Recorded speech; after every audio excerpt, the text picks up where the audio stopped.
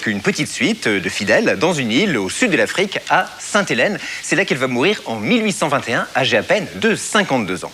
Est-il mort de mort naturelle, c'est la version officielle, ou bien assassiné, empoisonné par un des fidèles de sa suite? Depuis 40 ans, la controverse fait rage. C'est un reportage de Pascal Puteaux et Christophe Mizou. Cancer de l'estomac ou empoisonnement à l'arsenic, mort naturelle ou crime passionnel, presque 200 ans après la mort de Napoléon, la polémique fait régulièrement la une des journaux. Historiens et passionnés débattent toujours de la question et multiplient les recherches pour percer l'énigme.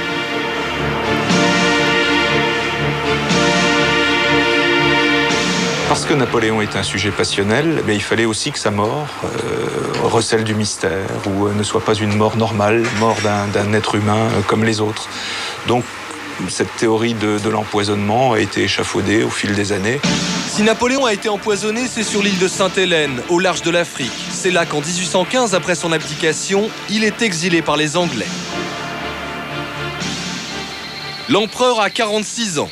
Fatigué, acariâtre, il vit enfermé dans la petite maison de Longwood, surveillé 24 heures sur 24 par l'armée anglaise et le gouverneur de l'île, Sir Hudson Lowe. Malgré les apparences, Longwood est une véritable prison. Entouré d'une dizaine de personnes, les derniers fidèles de l'empereur, Napoléon tente pourtant d'y maintenir le protocole et l'étiquette qui régnaient aux Tuileries. Les dîners sont stricts, formels et, pour tout dire, sinistres. S'il y a eu assassinat, c'est sans doute dans cette salle à manger, progressivement, repas après repas. Pour faire croire à une maladie, l'empoisonneur aurait affaibli l'empereur. Dose après dose, le poison se serait accumulé dans son organisme pour finalement entraîner la mort. Mais s'il y a eu meurtre, qui est l'assassin et quels sont ses mobiles ? Une fois qu'on a échafaudé la théorie d'un empoisonnement de Napoléon, il faut trouver un coupable. Et alors le coupable, on l'a cherché dans l'entourage de l'empereur et finalement on s'est arrêté sur le personnage le plus obscur de la petite troupe, c'est le général de Montholon. Alors le général de Montholon est un authentique aventurier qui est arrivé à Sainte-Hélène avec son épouse, Albine de Montholon. Albine de Montholon a probablement eu une relation avec Napoléon, qui aurait même donné un enfant, enfin on en est quasiment sûr. Et donc le général de Montholon fait une sorte de coupable idéal.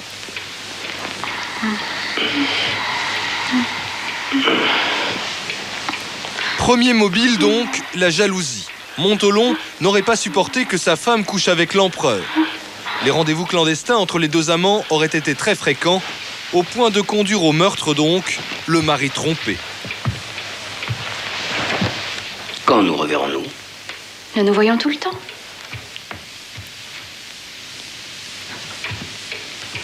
Mais ce n'est pas tout, Montholon aurait eu une seconde raison de passer à l'acte. L'argent. Il est ruiné. Tranquille. S'il a suivi l'empereur à Sainte-Hélène avec sa femme, c'est pour échapper à ses créanciers parisiens. Contrairement aux autres pensionnaires de l'île, Montholon est également un prisonnier de Sainte-Hélène. Il ne peut pas partir. C'est possible ? Et où partir ? Et avec quel argent ? À Paris, il n'aurait même pas besoin de raison politique pour nous arrêter. Nos dettes suffiraient.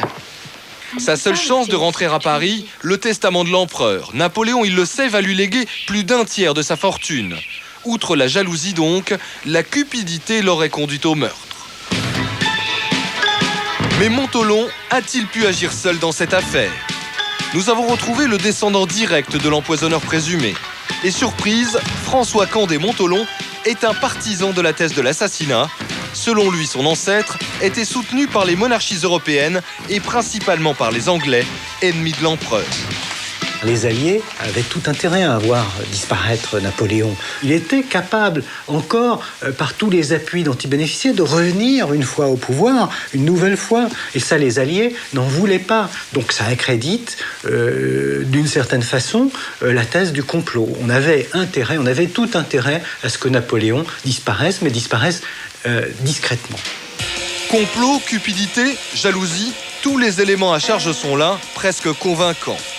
Grâce à ce scénario, la thèse de l'empoisonnement défraie la chronique depuis plus de 60 ans. À l'origine, c'est un médecin stomatologiste suédois, Sven Forhuswood, qui a cru découvrir les symptômes d'un empoisonnement à l'arsenic dans la description de l'état de santé de Napoléon dans les mémoires de Marchand, qui était le valet de chambre de Napoléon à Sainte-Hélène. Et il est parti de cette intuition pour échafauder sa théorie. Et je dirais qu'il a eu la chance d'entrer en possession d'un cheveu de Napoléon, de le faire analyser et d'y découvrir de l'arsenic. Et donc c'est sur ce cheveu que toute la théorie de l'empoisonnement de Napoléon a été montée au fil des années. La thèse de l'empoisonnement ne tiendrait donc qu'à un cheveu, ou plutôt à plusieurs mèches, examinées plus d'une dizaine de fois dans des laboratoires comme celui-ci. Un milliardaire canadien, persuadé que l'empereur a été assassiné, a même demandé au FBI d'examiner la chevelure de Napoléon. Les conclusions se rejoignent toutes, le taux d'arsenic détecté est anormalement élevé. Peut-on pour autant conclure à l'empoisonnement ? Le fait qu'on trouve de l'arsenic dans les cheveux de Napoléon ne veut pas dire que Napoléon a été empoisonné. D'abord, l'environnement de l'époque était un environnement où l'arsenic était toujours présent. On trouve de l'arsenic dans quantité de produits. Un seul exemple, le feu de cheminée que Napoléon voulait toujours avoir dans les pièces où il se trouvait dégage de l'arsenic. Donc Napoléon en a inhalé pratiquement toute sa vie. Le magazine Science et Vie va peut-être mettre un terme à la polémique. Il vient en effet de publier les conclusions de nouvelles analyses. Résultat, on trouve des résidus d'arsenic dans la chevelure de l'empereur bien avant son arrivée sur Sainte-Hélène en 1815. Hypothèse retenue pour expliquer la contamination, on aurait tout simplement utilisé de l'arsenic pour conserver les cheveux de l'empereur après sa mort.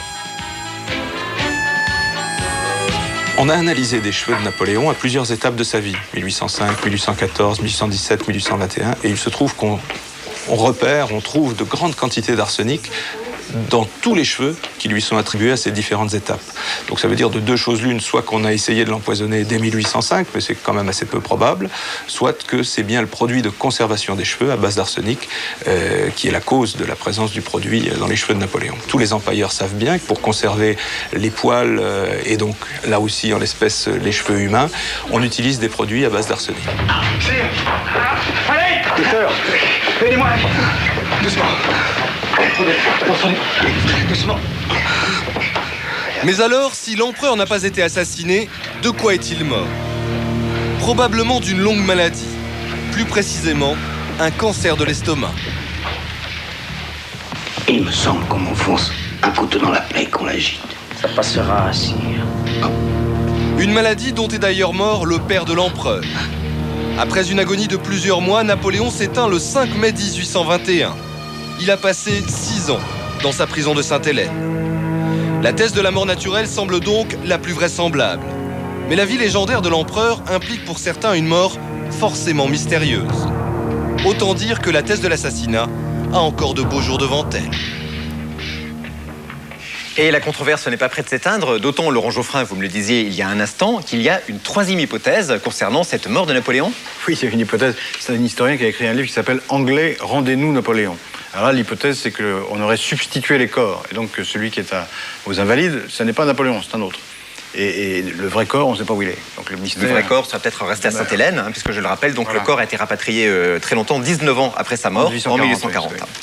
Merci beaucoup, Laurent Geoffrin, d'avoir participé à cette émission. Merci à vous de l'avoir suivi. J'espère qu'elle vous aura aidé à mieux comprendre cette période étonnante de notre histoire. Merci bien sûr à tous ceux qui m'ont aidé à la préparer. Christophe Pagès, Philippe Allante, Yannick Tolomier, Pascal Puteau et Frédéric Désert. La soirée continue avec Un étranger dans la maison. L'histoire d'un homme soupçonné de meurtre qui va tenter de détruire la vie d'une brillante avocate. Vous allez le voir, un téléfilm plein de suspense. Passez une très bonne soirée sur M6. À dimanche pour un nouveau numéro de E = M6. Bonsoir.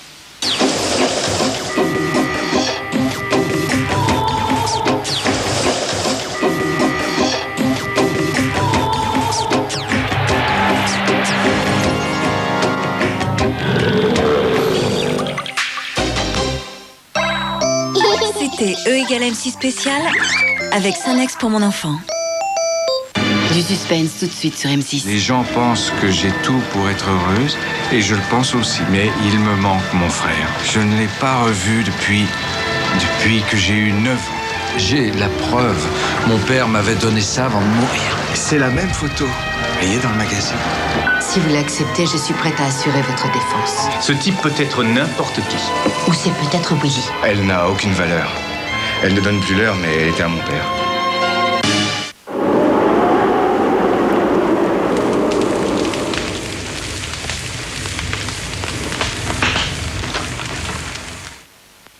Twin Nuts du monde, recette mexicaine. Il est complètement Twin Nuts. Bah oui, c'est complètement Twin Nuts. Twin Nuts du monde de... En route. Crossroads, Britney Spears. Les rêves changent, mais les amis restent. Crossroads, le film événement de Britney Spears, en vidéo et double DVD.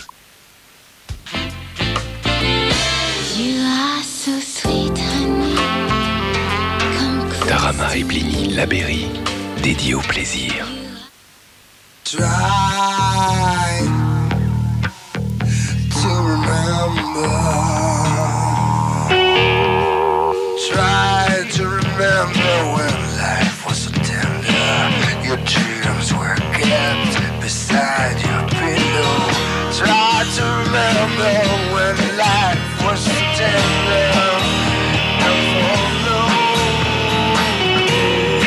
Carte noire, un café nommé Désir.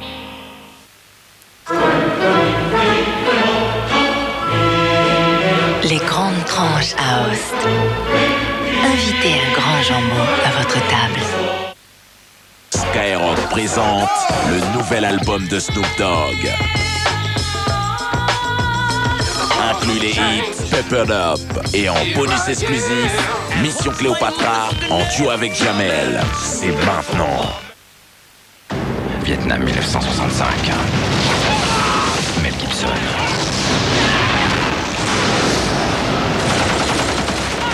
La plus furieuse bataille de l'histoire des États-Unis. Mel Gibson. We Were Soldiers. En VHS et DVD. Petit écolier, un excellent chocolat sur un délicieux petit beurre lu. Petit écolier, pour le plus grand plaisir des petits écoliers. Tefal, Tefal. Pour tous ceux qui aiment jouer à gagner de la place, Tefal a créé Eureka, des poêles et des casseroles avec un manche amovible. Pour aller au four, sur la table, au lave-vaisselle. Et surtout pour prendre un minimum de place. Tefal vous réussit. Rock 2002, l'album rock de l'année. Elvis vs JXL, The Calling, Nickelback, The Libertines, Coldplay, Nada Surf, Moby. Rock 2002, tous les tubes rock de l'année avec Europe 2. Mon beau pavé, roi dauphinois, à Noël on ne veut que toi. Pavé dauphinois, doux et frais à la fois. Fromage et dauphinois. Bonne fête. Écoute, c'est sur Énergie. On est premier le matin. RN69, l'album du 6-9. Toutes leurs parodies des plus grands hits actuels. Avec Number One et le méga hit, le Sfur. RN69, l'album événement du 6-9 en vente partout. Un disque ULM. Calme. Retrouvez les plus douces harmonies classiques et jazz sur un double album. Une sélection Chérie FM. John, l'un de nos administrateurs veut ta peau. Mais qui, Marc? 01 73 50 62 22. L'ordure. 36 17 années. Vous avez le numéro, vous trouverez le nom. Le roi de la fête, le nouvel album de Patrick Sébastien. Hey, pourvu que ça dure. Son nouveau single, Pourvu que ça dure. Le ciel de Narbonne, les remparts de Carcassonne, tant que t'as les yeux et le cœur sur la mer. Le roi de la fête, le nouvel album de Patrick Sébastien. Un disque Polydor. Madame, mademoiselle, monsieur, joyeuses fêtes. Dans un instant...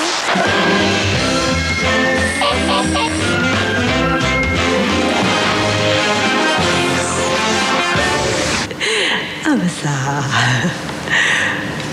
Les films récents sont déjà sur Canal+. Canal+, c'est tous les soirs un grand film. Canal+, gratuit pendant 4 mois, jusqu'au 31 décembre.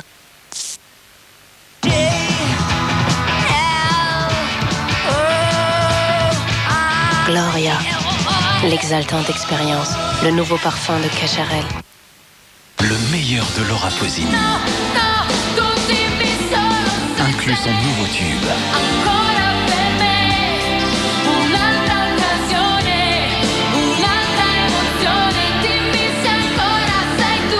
Elle est la plus grande voix d'Italie.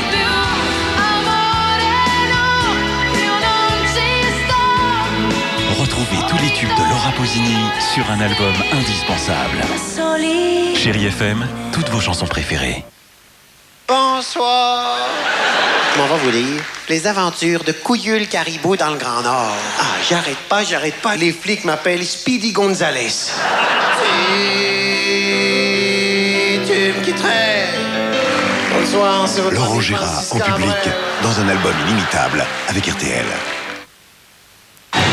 Pour Noël, Yoda, Obi-Wan et R2D2 vous offrent l'action, l'aventure et d'incroyables effets spéciaux enfin réunis dans ce coffret 2 DVD. Star Wars, épisode 2, l'attaque des clones. Le plus beau des cadeaux en vidéo et DVD. Soir et matin, matin et soir, je prends Colgate Motion, Colgate Motion. Nouvelle Colgate Motion, 25 fois plus de brossage qu'une brosse classique. Nouvelle Colgate Motion, seulement 6,99 €. Essayez Colgate Motion.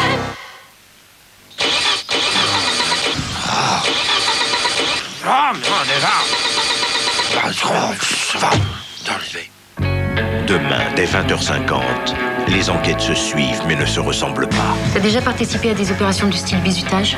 C'est pas ce que vous croyez. Il était en train de la caresser entre les jambes. Pourquoi tu nous as menti? Pourquoi tu protèges les agresseurs de ton pote? Comment est-ce qu'on peut faire des choses pareilles à une gamine de 5 ans, putain, merde! Calmos, hein? Calmos. Toute enquête auprès de mineurs demande du tact et de la souplesse au capitaine Sauvage. 3 ans d'agrès, une petite fille. Mais toute enquête auprès d'adultes n'en demande pas moins au commandant Rivière. Brigade des mineurs suivie de police district. 2 méthodes inédites font leurs preuves demain sur M6 dès 20h50.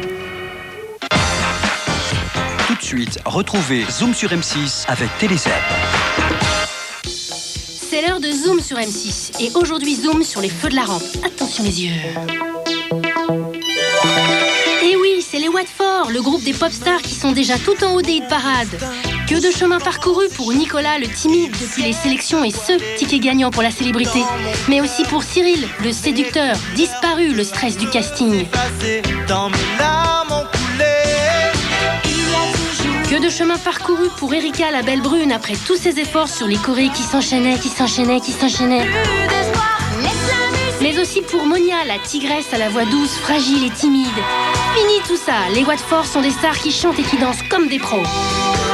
Oui, plus haut, tous les soleils qui m'ont capturé.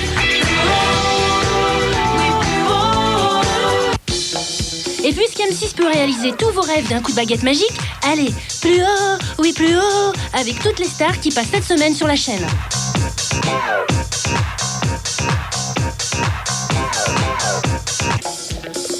Et maintenant, jouons avec TéléZ. Tout de suite, l'émission Météo Z. Aujourd'hui, pas de puce sur Z, mais des pertes de poils ici et là. Les températures seront conformes aux normales saisonnières avec 36 au niveau de la truffe. Tout de suite, l'éphéméride avec la question du jour. De quelle émission diffusée sur M6 est extraite cette photo? Vous y répondrez sur Bulletin Télé Z ou papier libre à cette adresse. Vous pourrez gagner ce caméscope numérique qui filme vraiment, mais aussi un abonnement d'1 an à Télé Z qui propose des programmes de 100 chaînes, câbles et satellites. Demain, nous fêterons les Saint-Bernard. Bonsoir. Elles ont choisi la voie du succès. Ils sont en route vers leur destinée. Les héroïnes sont prêtes à tout pour devenir des stars. Quant au tandem de Paradis Express, rien ne semble pouvoir les arrêter. Jeudi dès 22h05, avec Virginie Ledoyen dans Les Héroïnes, suivi de Paradis Express, l'amitié vous montre le chemin pour rejoindre vos rêves sur M6.